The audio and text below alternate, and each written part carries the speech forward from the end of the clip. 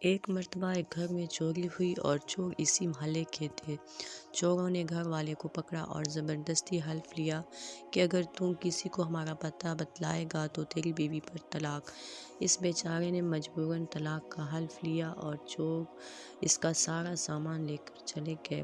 اب وہ بہت پریشان ہوا کہ اگر میں چوروں کا پتہ بتلاتا ہوں تو مال تو مل جائے گا، مگر بیوی ہاتھ سے نکل جائے گی، اور اگر نہیں بتلاتا ہوں تو بیوی تو رہے گی مگر سارا گھر خالی ہو جاتا ہے، تو مال اور بیوی میں تقابل پڑ گیا۔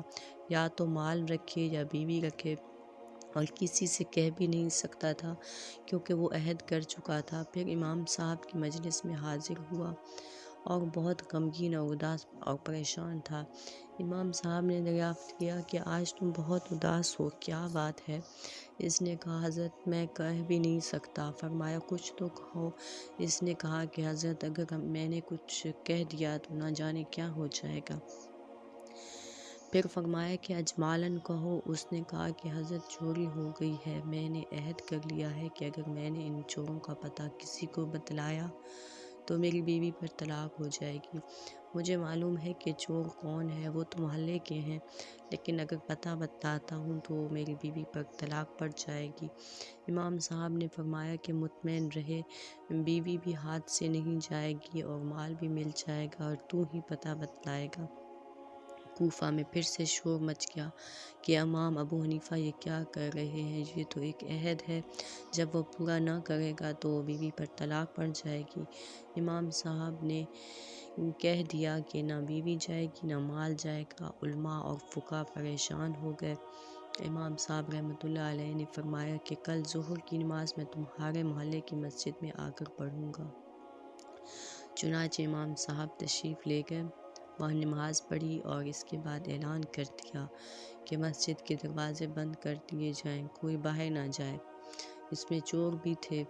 اس مسجد کا ایک دروازہ کھول لیا، ایک طرف خود بیٹھ گئے اور دوسری طرف اس کو بٹھا دیا، اور فرمایا کہ ایک ایک آدمی نکلے گا جو چور نہ ہو اس کے متعلق کہتے جانا کہ یہ چور نہیں ہے، اور جب چور نکلے گا تو چپ ہو کر بیٹھ جانا۔ چنانچہ جو چور نہیں ہوتے تھے ان کے متعلق کہتا جاتا تھا کہ یہ بھی چور نہیں ہے، یہ بھی چور نہیں ہے، اور جب چور نکلنے لگتا تو خاموش ہو کر بیٹھ جاتا۔ اس طرح اس نے گو بتلایا نہیں، مگر بلا بتلائے سارے چور متعین ہو گئے کہ یہ سب چور ہیں۔ چنانچہ چور بھی پکڑے گئے، مال بھی مل گیا اور بیوی بھی ہاتھ سے نہیں گئی۔ یہ تدبیر کی بات تھی۔ اسی طرح ایک دوسرا واقعہ بھی اسی قسم کا ملتا ہے۔ ایک شخص تھا، اس کی بیوی اس کو منہ نہیں لگاتی تھی اور وہ 100 جان سے اس کا عاشق تھا۔ بیوی کی طبیعت شوہر سے بالکل نہیں ملتی تھی، اس لیے وہ طلاق لینا چاہتی تھی، مگر مرد اسے طلاق نہیں دینا چاہتا تھا۔ مرد اس کو یہی نہیں کہ ستاتا تھا بلکہ بہت محبت کرتا تھا، مگر وہ کہنا ہی نہیں چاہتی تھی اور اس کے ساتھ نہیں رہنا چاہتی تھی۔ ایک دن دونوں میاں بیوی بیٹھے ہوئے بات چیت کر رہے تھے۔ بیوی کچھ کہہ رہی تھی، مرد نے بھی کوئی ایسا جملہ کہا، بس وہ چپ ہو کر بیٹھ گئی۔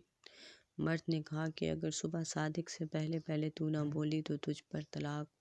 وہ چپ ہو کر بیٹھ گئی اور ارادہ کر لیا کہ میں خاموش رہوں گی تاکہ اس سے کسی طرح جان چھوٹ جائے، لیکن وہ بیچارہ پریشان ہوا۔ وہ ہر وقت یہی کوشش کرتا رہتا تھا کہ کسی طرح وہ بول لے، مگر وہ بولتی ہی نہیں تھی کیونکہ وہ اس سے جان چھڑانا چاہتی تھی، اس لیے وہ چاہتی تھی کہ جلد سے جلد اس شخص سے اس کی جان چھوٹ جائے۔ اب وہ سمجھ گیا کہ یہ طلاق لینا چاہتی ہے اور اس طرح بیوی مجھ سے جدا ہو جائے گی۔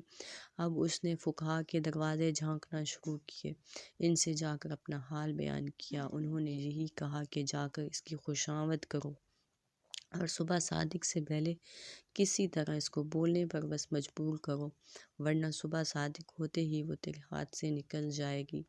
سب نے یہی جواب دیا۔ پھر وہ امام ابو حنیفہ کے پاس پہنچا۔ وہ وہاں کا حاضر باش تھا۔ یہ شخص وہاں پریشان اور متفکر بیٹھ گیا۔ امام صاحب نے فرمایا آج کیا بات ہے، پریشان کیوں ہو؟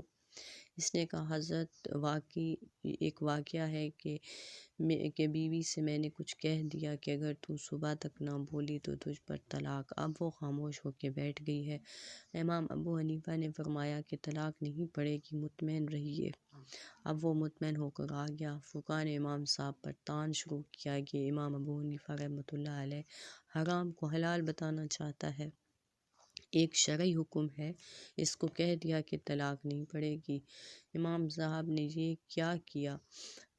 پھر امام صاحب نے ایک کام کیا کہ صبح صادق میں جب آدھا گھنٹہ رہ گیا تو مسجد میں جا کر زور زور سے تہجد کی اذان دینے لگ گئے۔ اس عورت نے جب اذان کی آواز سنی تو سمجھی کہ صبح صادق ہو گئی، بس بول پڑی اور کہنے لگی صبح صادق ہو گئی، اب میں طلاق یافتہ ہو گئی ہوں، مجھے طلاق ہو گئی ہے، اب میں تیرے پاس نہیں رہوں گی۔ جب تحقیق کیا تو معلوم ہوا کہ صبح صادق نہیں ہوئی، وہ تہجد کی اذان تھی۔ لوگ قائل ہو گئے کہ واقعی امام صاحب